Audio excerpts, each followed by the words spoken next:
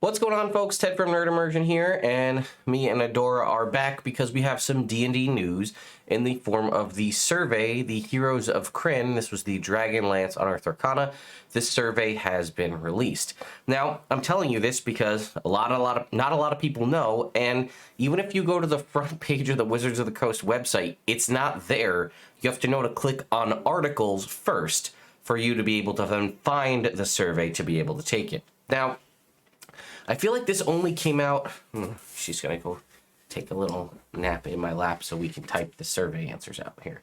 If we go ahead and head over to the Wizards of the Coast website, we can see here is the Unearthed Arcana Heroes of Krynn, and I'll just show you again. If we go to the main page, that's the newest article that's posted. So you'll need to click on articles, and then the survey will appear. So here it is. Now, it's only been out, this came out, what, the 8th? So it hasn't really been a full month that this survey has been available, or sorry, that the Unearthed Arcana has been available. As we know, it says this survey will remain open for about 2 weeks. That is an absolute lie in almost every instance, because sometimes they've shut it down as soon as a day after it's come out. So if you do have feedback to provide, please make sure you go and click the survey and provide honest but realistic feedback. So I'm going to go ahead and click the survey, and we'll see. Would you like to rate the material presented in Heroes of Krynn? Yes. What was the first edition you played? 3rd. Okay, here we go. How important is your choice of race during character creation to you? To be completely honest with me, my race that I play in D&D isn't really a huge factor to me. When I was younger and first started playing, it was a really big deal to me. And I think that was primarily because I was really big into playing elves, and I think that's because, you know, I started playing D&D kind of at the head of the Peter Jackson Lord of the Rings hype. Now, I never was really into Lord of the Rings, like the books and stuff, prior to the Peter Jackson movies coming out, but I obviously got very into them, and to the point where, again, I started playing D&D around the time, like, I don't think Return of the King was out yet by the time I started playing D&D.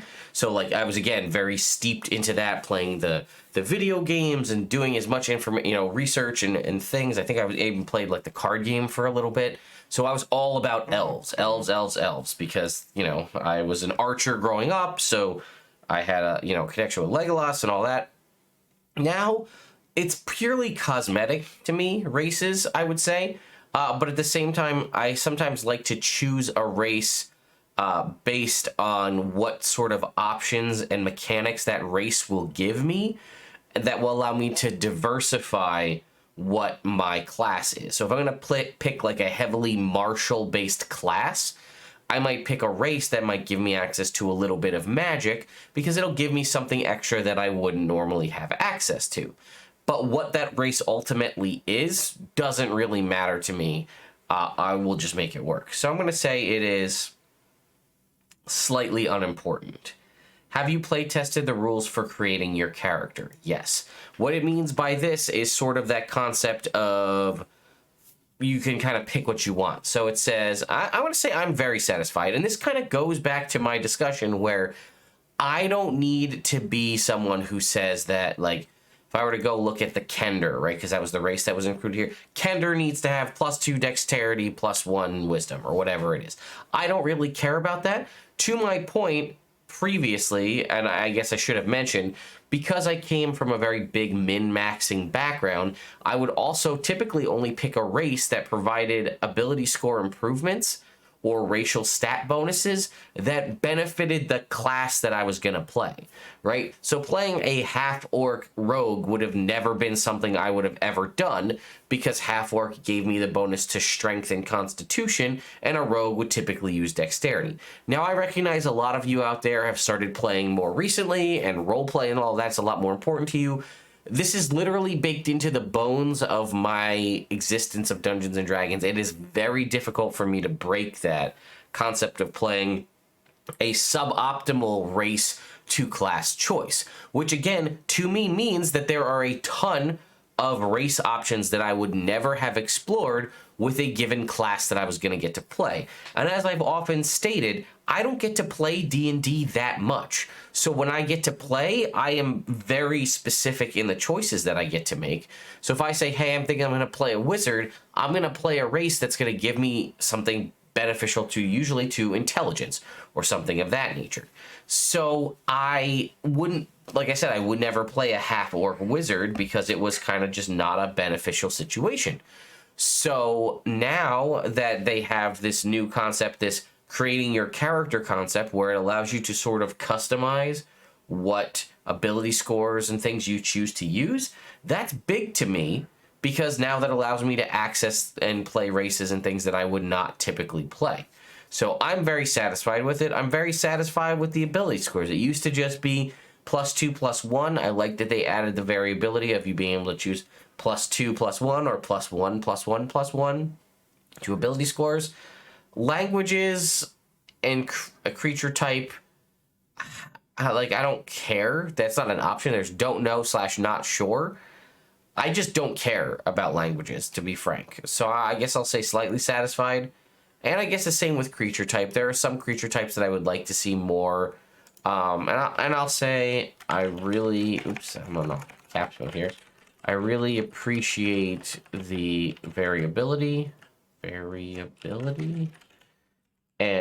variety choosing my ability scores provides. It has, basically, it's everything I just said. It has opened up a multitude of race options that I would not have typically played. That says played. Okay. Next. Going forward here. All right, have I play tested the Kender? No. And I am curious, have a lot of you had an opportunity to actually play test any of this stuff? I know that they release these relatively quickly, and it seems like more frequently these things are play tested in a shorter period of time because they're likely going to appear in a book. Kender overall, I guess satisfied. I don't really remember why, but I know Kender had such a stigma about him back in 3.5. And again, as I've stated, I'm not like super knowledgeable about Dragonlance. I'm working to change that myself.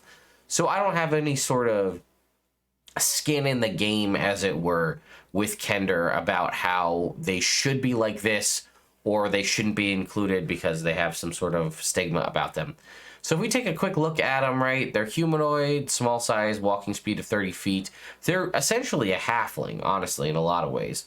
Advantage on saving throws against frightened, and then you have the Kender Ace, which is the ability to pull some sort of item from a magical compartment, which could be a variety of different things, but it is determined at random. Let's see. It says, as bonus action, you can reach into your container and roll on the table. So it is still determined at random. I don't know if this being able to be chosen would be better or not. Now, again, it could be 30 gold pieces, which at 3rd level could be significant. And again, you have a couple of different options of things, and depending on what you roll, these could be exactly the thing you need to use in a certain situation that you find yourself in.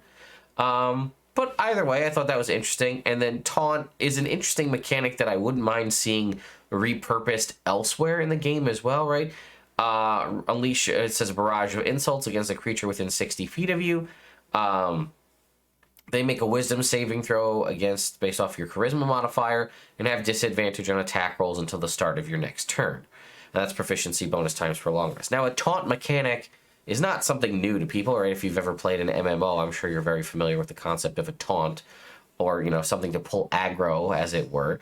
Now, it just provides disadvantage on attack rolls. It doesn't necessarily mean against you, and it doesn't prevent the enemy from attacking anybody or other than you, which typically a taunt will pull everyone towards to fight you. But either way, it's a cool ability. And again, I think in my opinion, at least in my head, the most direct comparison would be a halfling. And a halfling, you have these two abilities, which are proficiency bonus times per long rest, going up against a halfling's constant ability to reroll natural ones. So I'd say overall, I'm satisfied, but again, like I said, I don't have any, history or nostalgia with it. Brave is fine. It's the same as it was. And I'm just going to say I'm satisfied across the board. I really don't have anything extra to say. Now, do you enjoy playing as a sorcerer in 5th edition? No, I don't. Have I play tested the Lunar Magic Sorcerer? No, I have not. I am looking to potentially do that, though.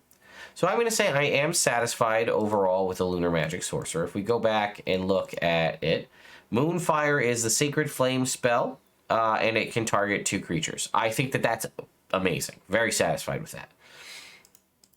Lunar Embodiment, other than the fact that I'm slightly confused as to how it works, in theory, it's ridiculously strong.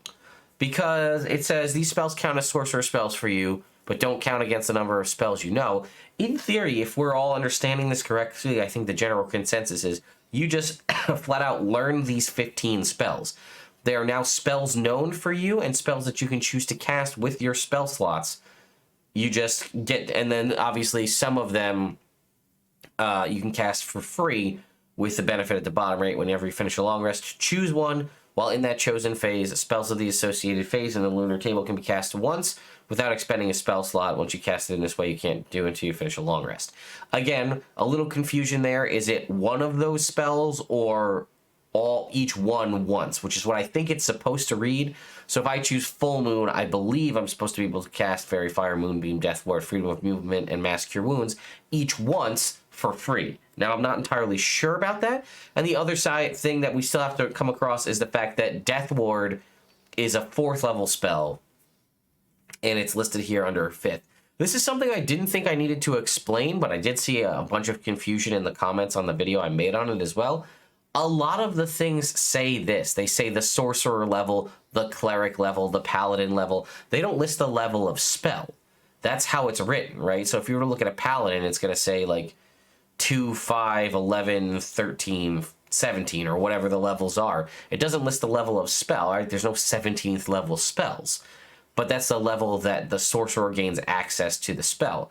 The only tricky part is Death Ward is a spell you would not typically gain access to until you were 7th level, as Death Ward is a 4th level spell.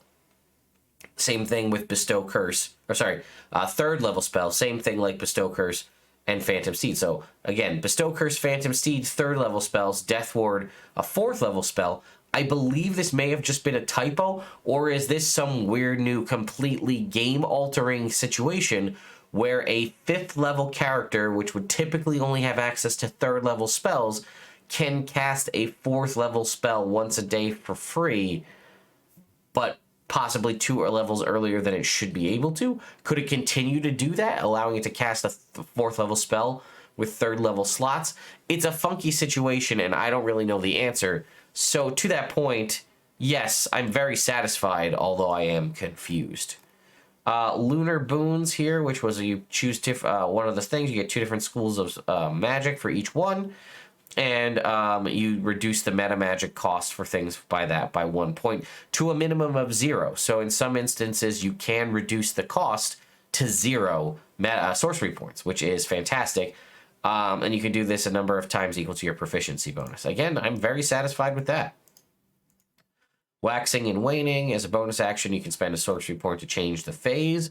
That is also very satisfying. That's a nice little quality of life feature that they've added there. And then 14, we have Lunar Empowerment. When you activate when you're in a certain phase, you gain one of the following benefits. You shed light, and creatures in addition in the bright light have advantage on saving throws. That includes you, which is great. Advantage on stealth checks, and let's see, while you're in the dim light or darkness, attack rolls have disadvantage against you. That could be very beneficial. And then, or just flat out resistance with the Crescent Moon. I'm, again, very satisfied. I think, again, this could be just, power creep, but either way. And then we have Lunar Phenomenon. As a bonus action, you tap into a special power. Alternatively, as part of the bonus action you take to change phase, which, again, can be built into the Waxing and Waning feature, you get to do one of these powers. Full Moon was each creature within 30 feet of your choice must make a con save or be blinded. In addition, one of those creatures gets 3d8 hit points. New Moon, each creature of your choice within 30 feet must make a dexterity saving throw or take 3d10 necrotic damage and have its speed reduced to 0. In addition, you become invisible until the end of your next turn, or you attack or cast a spell. Or Crescent Moon, you can magically teleport to an unoccupied space within 60 feet. In addition, you have resistance to all damage until the start of your next turn, and you get to spend 5 sorcery points. So I'm going to say, yeah, I'm very satisfied. Actually, I think I'm just going to say I'm very satisfied down the line. Lunar Magic is one of the most exciting Sorcerer subclass options. As stated above, I don't enjoy Sorcerer in 5e. But this subclass is making me rethink that. My biggest issue is, what's it called? Lunar Embodiment, because it's confusing. Do I know all 15 spells? Can I cast each one of a given phase for free, or just one of them? Also, why is Death Ward listed as being learned at 5th level? Now, for all I know, this may have been answered in Jeremy Crawford-based tweets, but I'll be honest, I didn't go and look them up. Have I play tested the Knight of Salamiya background? No, I have not. Now, this does interesting things as it does start allowing backgrounds and feats to sort of work together, or sorry, backgrounds to give feats, which I thought was something specifically they didn't want to do in 5th edition. I thought they wanted feats to be sort of a separate thing and backgrounds to not really be a too impactful mechanically thing, but I guess that has changed. So the Knight of Salamiya gives you these, you gain the Squire of Salamiya feat, and then as far as the background itself, there's nothing too crazy. The Squire of Salamiya feat, however, if we scroll down, gives you proficiency with medium armor and martial weapons, advantage on saving throws to fall off a mount, and when a creature you can see within 30 feet makes a saving throw, you can use a reaction to give them advantage on that saving throw. So that's actually pretty good because that's a background giving you medium armor and martial weapons, which is pretty great because that would be... What's also interesting is the background you could potentially have, I didn't even think about this, proficiency in medium armor, but you wouldn't have proficiency in light armor. Yeah, you could be a wizard or a sorcerer and take the Knight of Salamiya background and give yourself proficiency in medium armor, but not be able to wear leather armor, which is kind of interesting. So yeah, I'm going to say I'm satisfied, and I'll say I'm satisfied across the board. I'm curious as to why now we're including feats with backgrounds, which I also assume is something we're going to see come 2024. But that being said, I'm down for it. Okay, continue on. We have the Mage of High Sorcery background. Similar option. It's going to give us a couple things, including the Initiate of High Sorcery feat, which lets you pick a moon, and you learn a cantrip and one first-level spell from that list. And as we can see here, it's Chill Touch, Mage Hand, Vicious Mockery, and a first-level wizard spell from Evocation Necromancy, and then so on. It does still keep the wizard, though, because it's interesting that Lunatari will give you access to Guidance, which is a very good cantrip.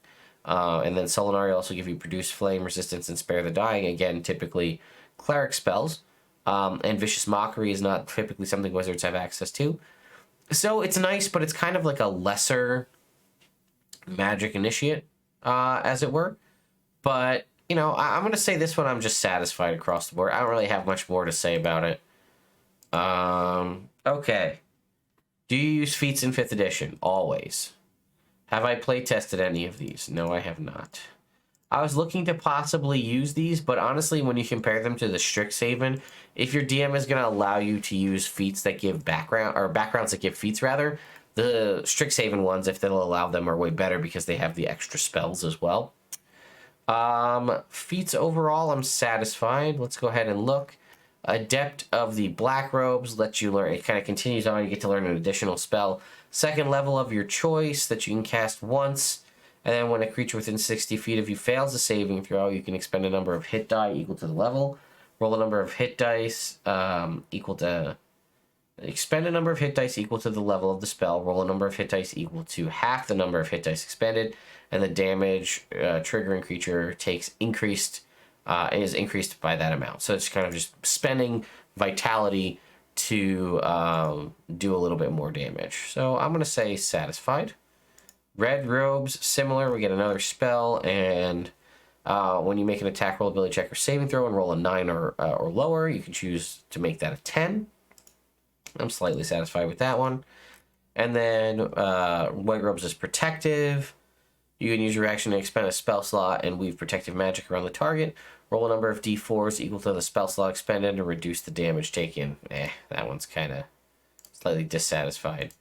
Divine Communications is sort of the clerical one. Divinely Favored is the one that triggers all of this, which is Thaumaturgy and one first level spell based on the alignment list below. You can cast them once per day, and then you can use a Holy Symbol, which is something that could be beneficial because of the way Holy Symbols work. Let's continue on here and see what we've got. Warlock or Wizard, Cleric or Wizard, Druid or Wizard. And okay, now because Divine Communications requires that, it gives you an ability score improvement, whatever one you increased intelligence, wisdom, or charisma. You can speak, read, and write Celestial and 2 other languages of your choice. And you can cast the Augury and Commune spell without a spell slot. And you must finish a 1d4 long rest before you can do it in that way again. Yeah, I'm going to say I'm satisfied with that, honestly, because if you think about like the linguist feat, it lets you, one of the things it lets you do is get an additional 3 languages, I think. This gives you 3 languages plus an ability score improvement of 1, plus 2 very powerful and useful spells if you can have access to them, Augury and Commune. Okay.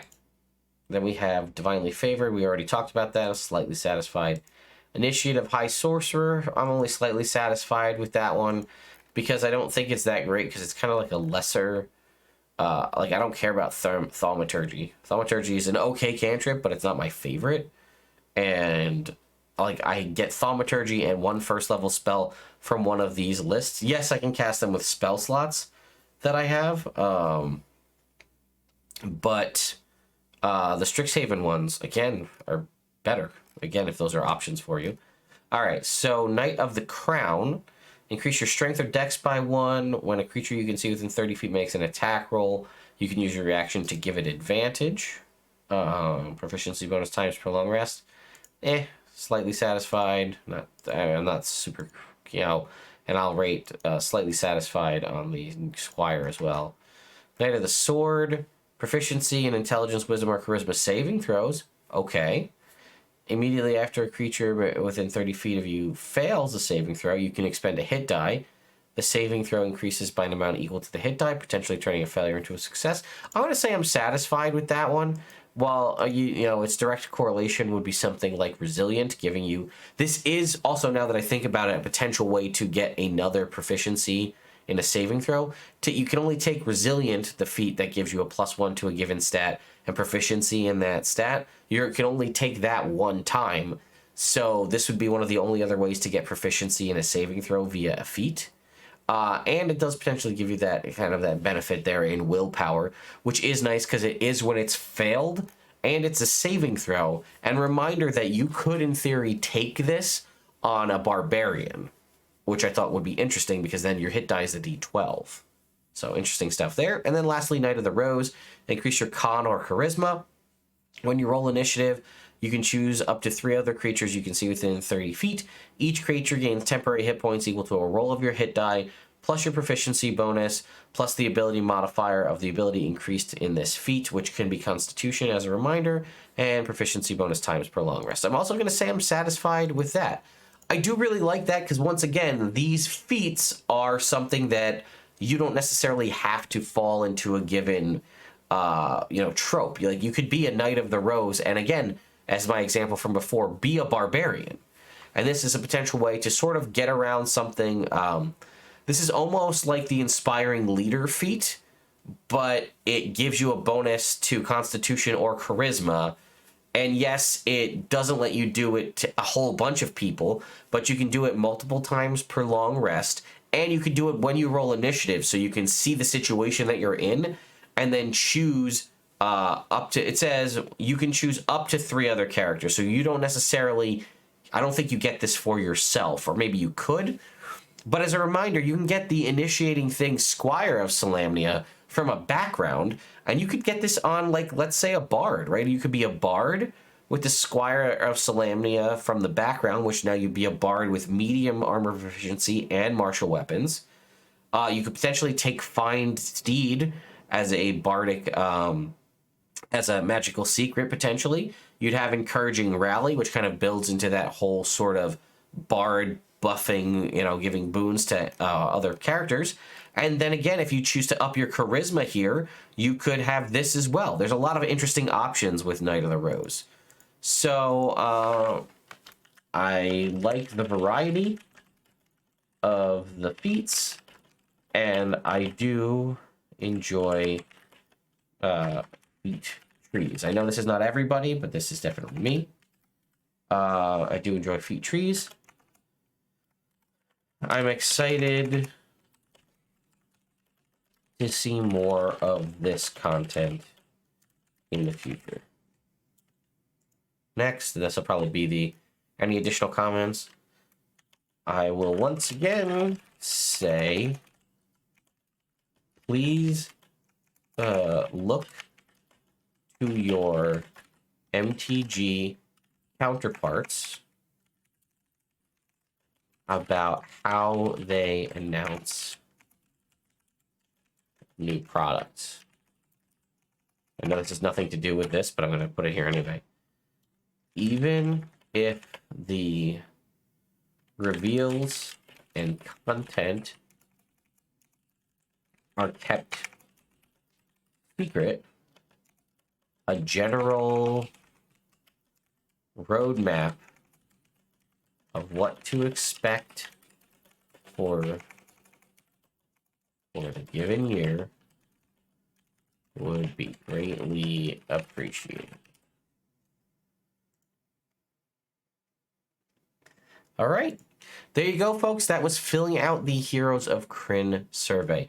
Make sure you leave your thoughts and opinions in the comments down below. And again, check the video description for the link to the survey. You're going to want to go fill this out now because, if you have comments or thoughts you want to leave, if you wait too long, they'll shut the survey down, and then your only opportunity to provide that feedback will be lost. So thank you all so much for watching, and I'll see you next time.